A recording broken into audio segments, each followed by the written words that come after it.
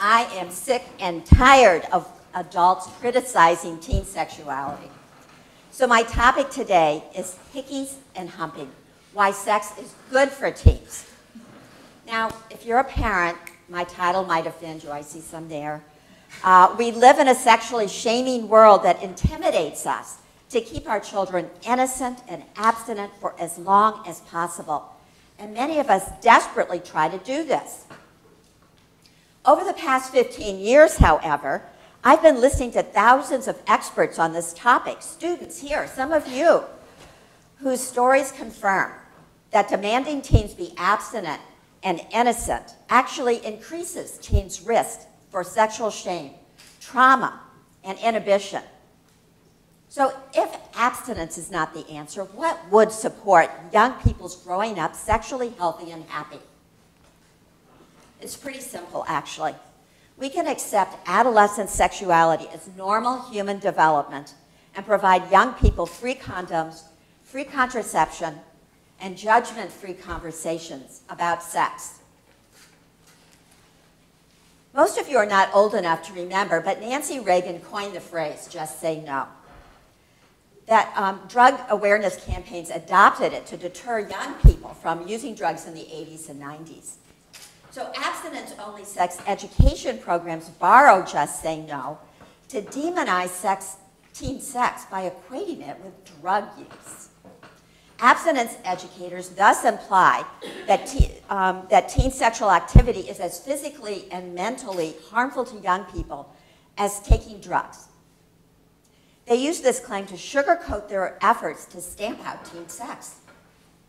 But are Hickeys and Humping really like sniffing cocaine or shooting heroin? And should we really stop teens from being sexual?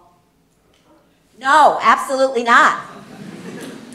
Upgrade top sexual health officials at the World Health Organization, the Center for Disease Control, the UN, the World Association of Sexual Health, and 3 U.S. Surgeon Generals. So there's a lot of people on your side.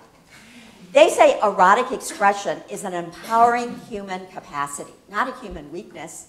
They explain sexual innocence as a deceptive myth because humans are never not sexual, but rather are sexually expressive and developing at all times, from womb to tomb. They affirm that humans are inherently erotic beings who are helped to flourish when their culture supports their sexual expressiveness throughout their entire lives. So instead of stopping teen sex, adults should be working to make teen sex better. Supporting teen desire, pleasure, eroticism, and satisfaction with free condoms, free contraceptives, and judgment-free conversations about sex. So my becoming a sex-positive educator was inspired not only by experts' visions of sexuality as a human resource and strength, but also by sexual trauma I witnessed when I was 16 years old.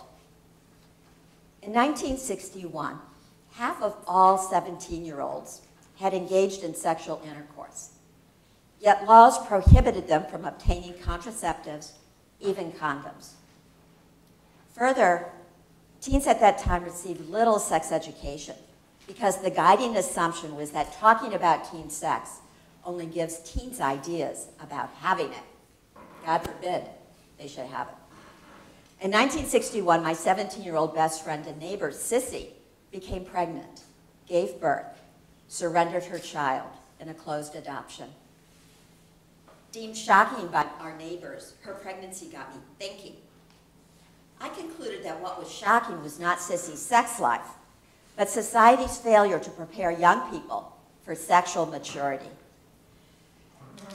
That Sissy was expected to give away her son and forgo all contact with him forever seemed cruel, punitive, and counterproductive.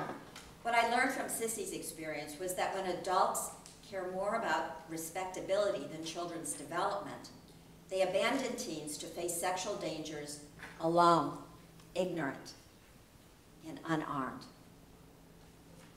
Sissy invited me to the hospital to meet her baby shortly after he was born. You know, after that, I didn't hear Sissy talk about him until 52 years later when he found her. When he came to visit Sissy, he brought albums filled with pictures of himself as a baby, child, adolescent, young adult, grown man, and father. I could see that poring over these photos together with Sissy filled a void caused by many years of lost opportunities. Although he adored his adoptive mother, I heard him tell Sissy that every day of his life he wondered, is that you? As he ran into women Sissy's age. You know, the same sexual shame and desire for respectability that shaped closed adoptions and severed connections between birth mothers and children in the 1960s today suppress teens' human rights to sexual education, expression, and clinical services. 10 years after the birth of Sissy's son, I found special meaning in becoming a sex-positive educator, an ally of sexually unfolding teens. So what do I mean by sex-positive? You're wondering, how do you use that word? I mean focusing on sexual empowerment rather than sexual problems, normalizing sexuality across the entire life course, and accepting everyone's sexual choices as long as they don't impinge on others. Since the 1980s, challenges to sex positivity have been growing, however, as abstinence educators' ideas about chastity and their use of authoritarian teaching methods increasingly resonate with social conservatives. Coach Carr, in the movie Mean Girls, typifies the abstinence-only approach. He scares teens from even thinking about sex. How would you feel if someone repeatedly yelled at you, "Don't have sex, it'll kill you"? Or shamed you like Pam Stencil does in John Oliver's recent program satirizing abstinence educators. She scolds, "Don't you dare call yourself a virgin if someone has touched your genitals." Abstinence-only educators are not really educators. They are sex-averse motivators who exploit human ambivalence about sex to stir up sexual disgust, provoke shame, and suppress important sexual information. Sexual threats and shaming prevent teens from talking openly and honestly about sexuality by making them feel terrible about themselves. Fewer than 20 of the 2,000 students I've had in my classes ever talked to their parents seriously about sexuality, and also didn't talk to their partners and their friends in any kind of way about what they were doing or about what it meant to them. Yet talking about sex is exactly what teens must do to develop into sexually competent adults.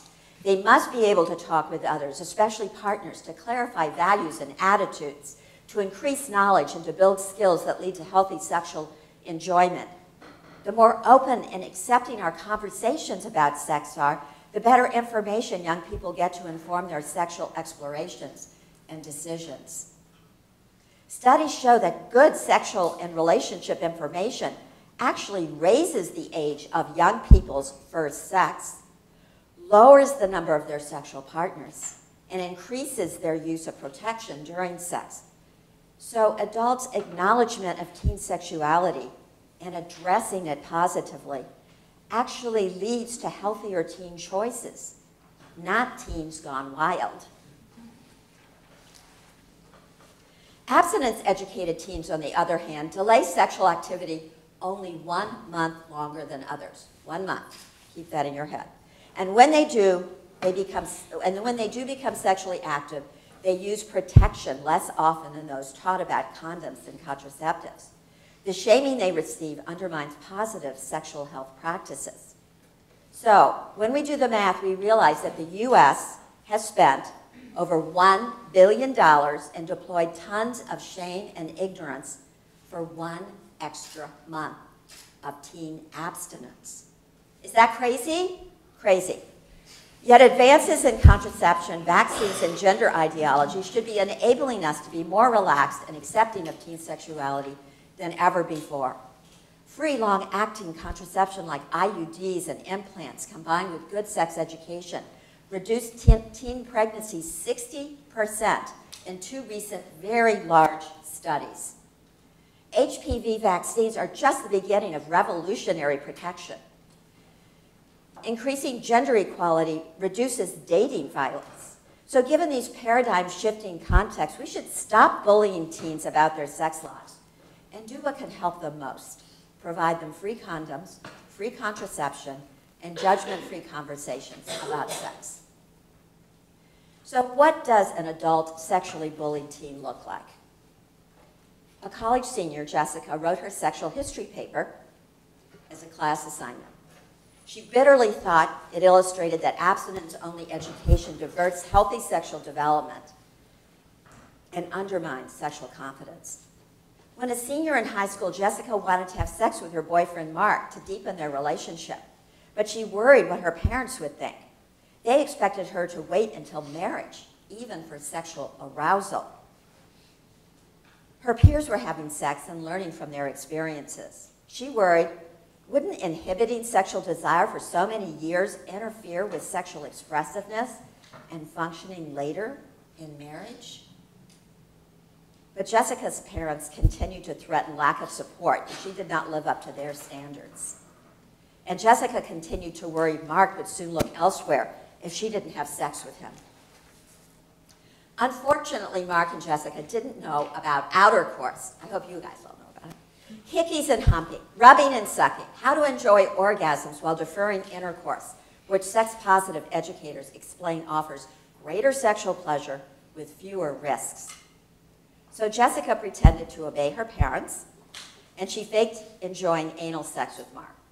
Well, she had agreed to anal sex because she thought it was sex that preserved her virginity.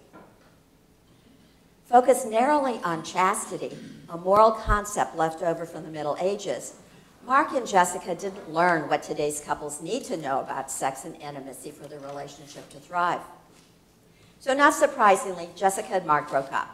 Their power struggle killed their desire. What does seem surprising, however, is that Jessica took off her chastity ring and jumped into the hookup culture. I can't believe that in 1 week I participated in 3 different threesomes, Jessica confesses, baffled by her actions. So why this radical change? Jessica was actually repeating patterns she had learned from abstinence education. Hooking up and abstinence mirror each other. They're two sides of one coin. Both prescribe how to act rather than teach how to make decisions. Both demand conformity and obedience. One decrees, just say no. The other, just say yes. Because male-centric, hooking up further confounded Jessica's understanding of sex. The double standard, male privilege, and lack of transparency in hookups disappoint those who want more connection, sexual reciprocity, and satisfaction. Further ignorance of clitoral sexuality contributes to creating a heterosexual orgasm gap in which men experience 40 to 50% more orgasms than women. Stopped from masturbating as a child, Jessica, like 11% of women in America, has never had an orgasm. Her sex life with Mark was more like sex work than sexual pleasure. Jessica ends her sexual history complaining, "I hate sex." And we could see that abstinence education has been very successful in turning her off.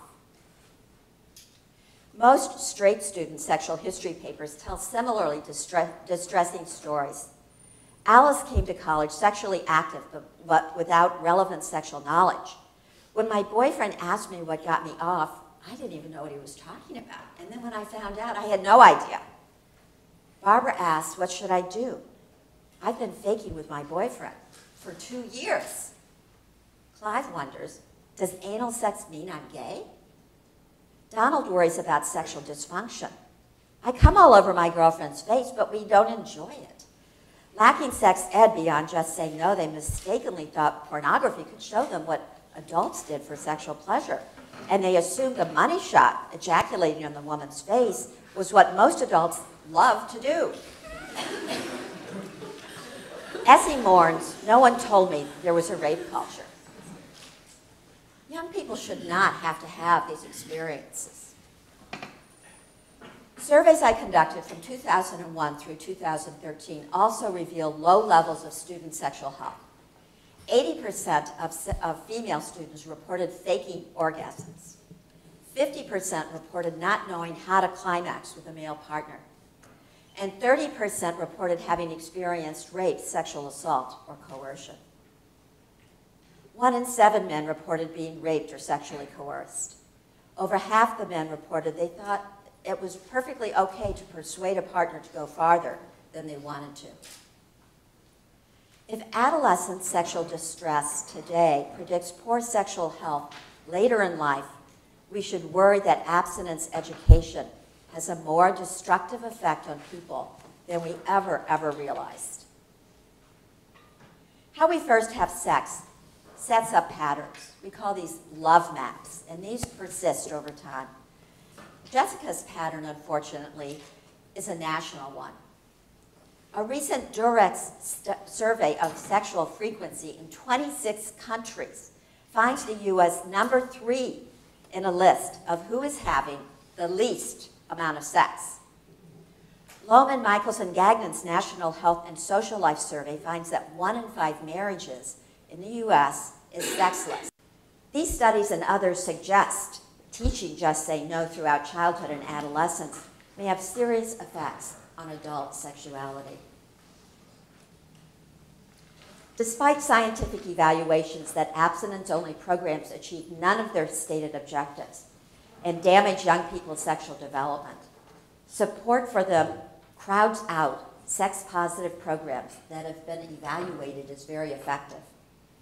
This past April, the U.S. Senate passed a 2-year extension and increase in Title V's abstinence-only funding.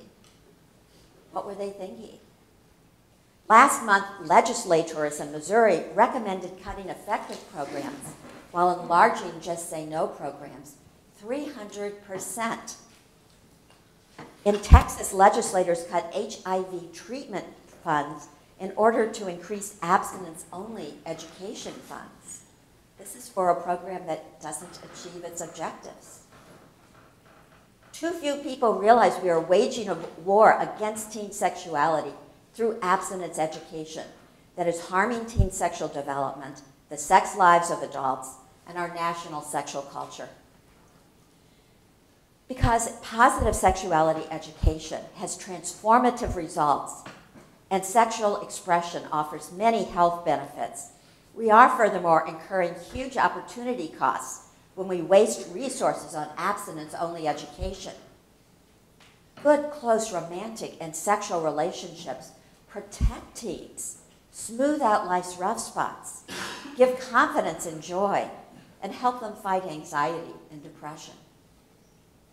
A study of students with at least 1 semester of sex-positive education showed they gained sexual agency, and this led to their developing greater agency in other areas of their life. Positive sexual experiences help intimate relationships, and teens can benefit from learning early from classes and discussions what factors optimize sexual interactions.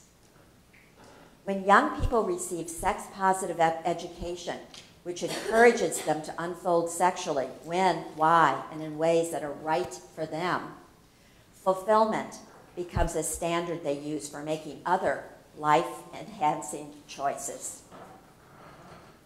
A sex-positive frame helps young people understand sexual pleasure as the glue of connection, a balm to soothe disconnection, a social lubricant, and a mood and energy enhancer. Sex benefits individuals' total health in significant ways. It relieves pain, promotes healing, induces sleep, provokes laughter, improves blood pressure, calms cramps and spasms, heightens brain activity, and fills lives with passion, love, and meaning. 3 studies show that frequency of orgasms correlates with longevity. How exciting to think we can fuck our ways into longer lives.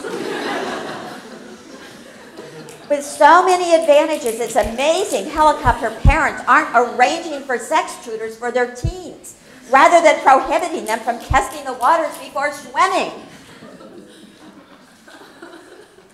Lessons in positive sexuality turn out to be valuable assets young people can parlay into personal power now and later as adults. So what should we do to improve our handling of young people's emerging sexual maturity? Could we reframe adolescent sexuality as a normal capability parents, teachers, and therapists help young people develop, like reading? Could we optimize adolescent sexual development? Could we expand sex education to include sex recreation and offer coaching in how to give and get sexual pleasure more skillfully, thoughtfully, imaginatively, ethically, and passionately?